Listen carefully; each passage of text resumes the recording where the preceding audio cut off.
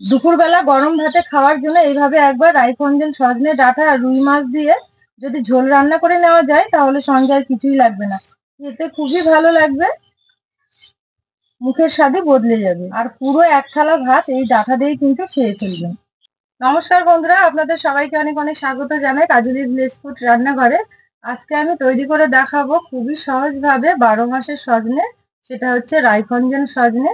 আমাদের এইদিকে এই সজনেটাকে রাইফোনজেন সজনে বলে।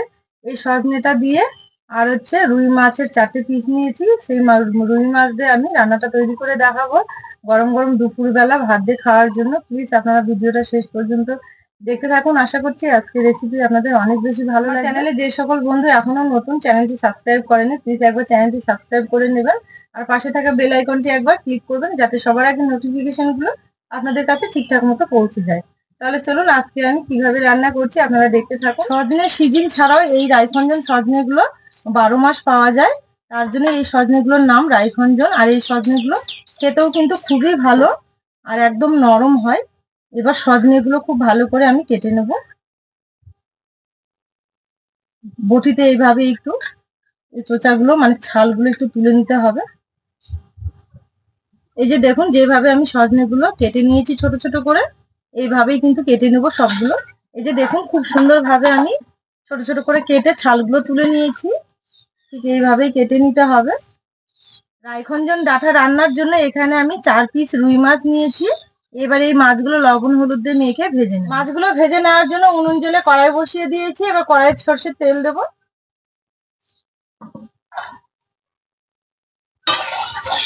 এবার তেল এদিকে একটু গরম হতে থাক, মাছে লবণ হলুদ মেখে নেব। একটু লবণ দেবো মাছের মধ্যে আর একটু দেবো হলুদ গুঁড়ো। এবার খুব ভালো করে মাছটা মেখে নেব।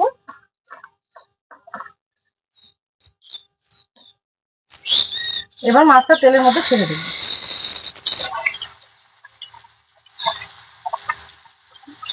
মাছটা একদিকে ভাজা হয়ে গেছে, উল্টে দেবো।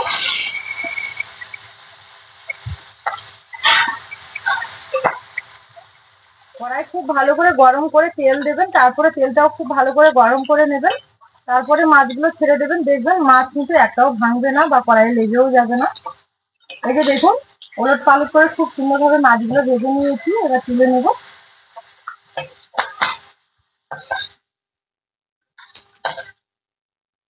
এবার মাছ ভাজার তেলে এই সজনে গুলো ভালো করে ভেজে নেব।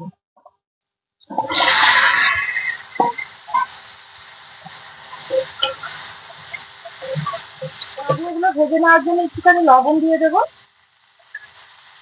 আর দেবো একটুখানি হলুদ গুঁড়ো। লবণ হলুদ দেওয়ার পর ভালো করে একটু নেড়ে চেড়ে নেবো। এবার সামান্য একটু জল দিয়ে দেবো।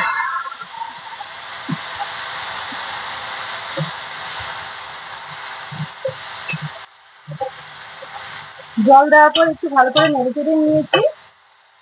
এবার একটুখানি টাইম ঢেকে 5 মিনিটের মতো ভালো করে সেদ্ধ করে নেবো। এদিকে সজনেটা একটু সেদ্ধ হতে থাক আর বাটনাটা এবার করে নেবো। এর জন্য দেবো কয়েকটা শুকনো লঙ্কা আর দেবো 2 টুকরো আদা আর দেবো একটুখানি জিরে। এবার এগুলো খুব ভালো করে একসঙ্গে বেটে নেবো।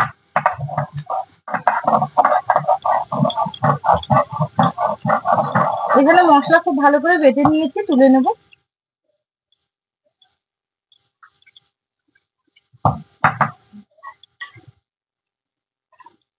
ঢাকা তুলে নেব।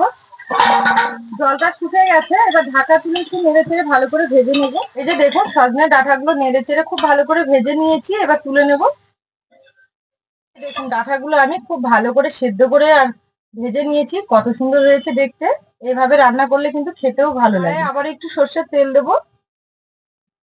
এবার তেলের মধ্যে 5 ফোড়ন দেবো আর দেবো একটা শুকনো লঙ্কা অর্ধেক করে আর দেবো একটা তেজপাতা অর্ধেক করে। এবার এখানে টমেটো কুচি নিয়েছি, এবার টমেটো কুচিটা দিয়ে দেবো। নেড়ে চেড়ে নেবো। টমেটোটা নরম করার জন্য সামান্য একটু লবণ দিয়ে দেবো, তাহলে খুব তাড়াতাড়ি টমেটোটা গলে যাবে। এই যে দেখুন টমেটোটা কিন্তু আগে থেকে অনেকটাই নরম হয়ে গেছে। এবার এর মধ্যে দেবো আগে থেকে বেটে রাখা মশলাটা। মশলাটা দেওয়ার পর আবারও ভালো করে নেড়ে চেড়ে নেবো। মশলা দেওয়ার পর আবারও 2 থেকে 3 মিনিট খুব ভালো করে নেড়ে চেড়ে কষিয়ে নিয়েছি। এবার এখানে আমি আগে থেকে বড় সাইজের 2টো আলু চোখা ছাড়িয়ে ভালো করে সেদ্ধ করে নিয়েছি। এবার এই আলুগুলো হাত দিয়ে ম্যাশ করে দেবো।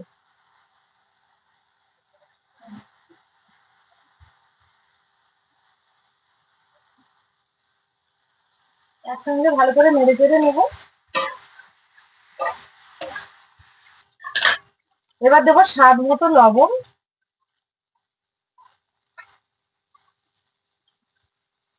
আর দেবো হলুদ গুঁড়ো। এবার সবকিছু একসঙ্গে নেড়ে চেড়ে খুব ভালো করে কষিয়ে নেবো। এই যে দেখুন, একটু সময় নিয়ে ভালো করে নেড়ে চেড়ে সবকিছু একসঙ্গে খুব ভালো করে কষিয়ে নিয়েছি। এবার জল দিয়ে দেবো।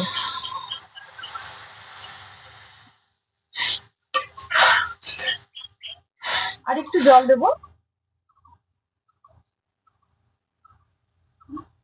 এবার নেড়ে চেড়ে খুব ভালো করে ফুটিয়ে নেব। ঝোল এখানে ফুটে উঠেছে। এবার আগে থেকে ভেজে রাখা সজনে গুলো দিয়ে দেবো।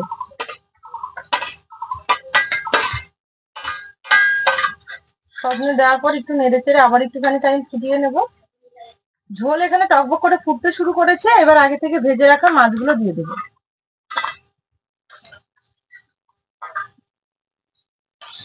মাছটা দেওয়ার পর নেড়ে চেড়ে সবকিছু আবারও একসঙ্গে খুব ভালো করে 2 থেকে 3 মিনিট ফুটিয়ে নেব।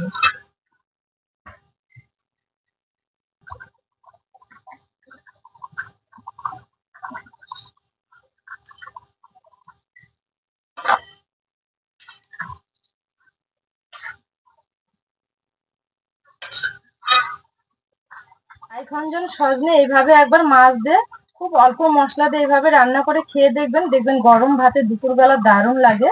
এর সঙ্গে কিন্তু আর কিছুই লাগবে না, এতটাই ভালো লাগে খেতে।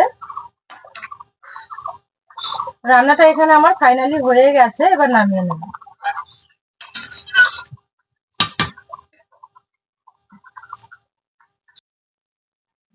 এবার একটা বাটিতে ঢেলে নেব।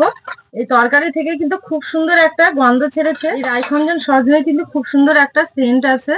আর এইভাবে রান্না করলে খুব সুন্দর একটা সেন্ট বের হয়। দেখুন, খুব সুন্দর ভাবে রান্না করে বাটিতে ঢেলে নিয়েছি। পুরো এক বাটি হয়ে গেছে।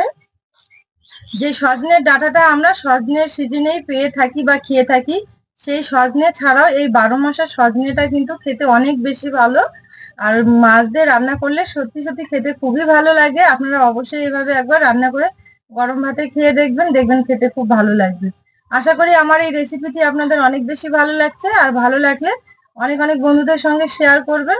সবাই খুব ভালো থাকবেন, সুস্থ থাকবেন। আবার দেখা হবে নতুন রেসিপি নিয়ে।